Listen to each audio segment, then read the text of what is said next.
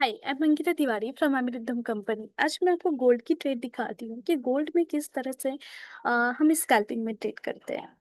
जैसे मैं यहाँ पर 1 मिनट की टाइम फ्रेम को ली हूँ और यहाँ मैं पिछली को ट्रेड दिखाना चाहती हूँ कि पिछली ट्रेड में कैसे किस तरह से ट्रेड आई है। जैसे कि यहाँ आप देख सकते हैं कि सेल की सिग्नल जनरेट हुई थी यहाँ पर आपकी एंट्री थी, यहाँ पर आपकी एग्जिट थी। देन फिर री एंटर एग्जिट, री एंटर एग्जिट, री एंटर एग्जिट। यहाँ बाई की सिग्नल जनरेट हुई थी, देन यहाँ पर एग्जिट थी। यहाँ पर सेल की सिग्नल जनरेट हुई थी, देन यहाँ एग्जिट थी, देन फिर री एंटर थी, फिर एग्जिट थी। तो इस तरह से हम अगर स्कैल्पिंग में ट्रेड करना चाहते हैं तो 1 मिनट की टाइम फ्रेम को हम यूज करके स्कैल्पिंग को यूज कर सकते हैं, जो यहाँ पर अवेलेबल है। देन अगर हम यहाँ पर एआर ट्रेडिंग को यूज करें तो यहाँ पर वो भी यूज कर सकते हैं। आप मल्टी टाइम फ्रेम को यूज कर सकते हैं, जस्ट लाइक 15 मिनट। मैं 15 मिनट के टाइम फ्रेम के साथ यहाँ पर आपको ये ट्रेड दिखाती हूँ गोल्ड की। जैसे कि यहाँ पर आपकी एक सेल की सिग्नल जनरेट हुई थी, बहुत अच्छा, काफी अच्छा मूवमेंट हुआ था एंड डाउन हुई थी। इसमें क्या प्रॉफिट होता है वो मैं बताती हूँ। जैसे मैं इससे पहले अगर अलग अलग वेबसाइट को यूज करती थी तो उस पर ये प्रॉब्लम होती थी कि perfect entry, perfect exit and perfect target हमें नहीं मिलती थी।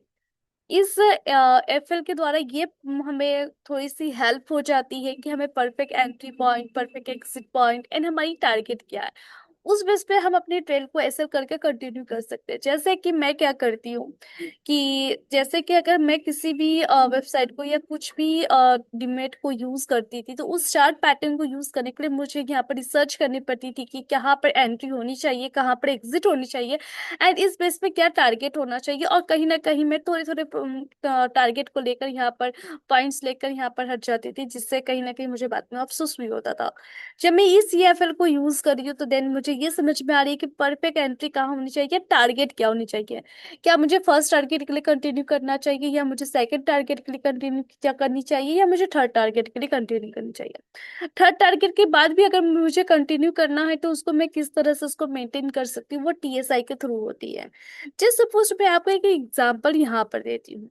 जैसे कि यहाँ पर एक सेल की सिग्नल्स आई थी, सारे फिल्टरेशंस को पहले मैंने मैच किया, मैच करने के बाद एंटर एंड लास्ट में देखी कि यहाँ पर मार्केट ने एंड किया है डाउन के साइड पे, मींस सेल के सिग्नल्स के साथ, बिकॉज टीएसआई ने भी वही डाउन के साइड के सिग्नल्स दी थी।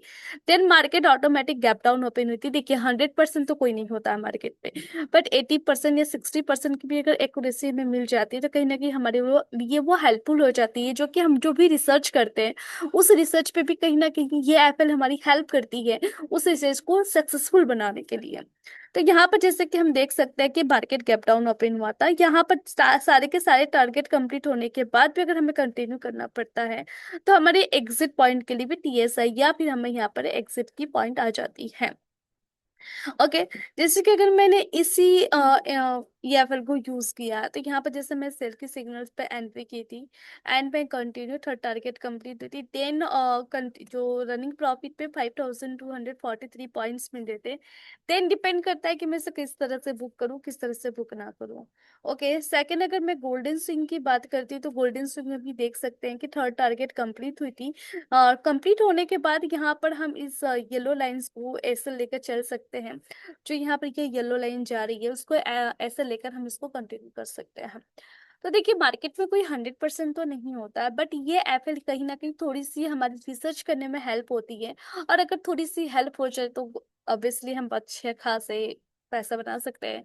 तो कहीं ना कहीं ये एफएल हमारी यूज करती है हमारी रिसर्च को कंप्लीट करने में एंड रिसर्च को सक्सेसफुल बनाने में। अगर आपको ये वीडियो पसंद आए तो लाइक एंड सब्सक्राइब करना ना भूलिए एंड अगर कोई भी डाउट्स हो तो आप हमें कांटेक्ट कर सकते हैं। Thank you so much.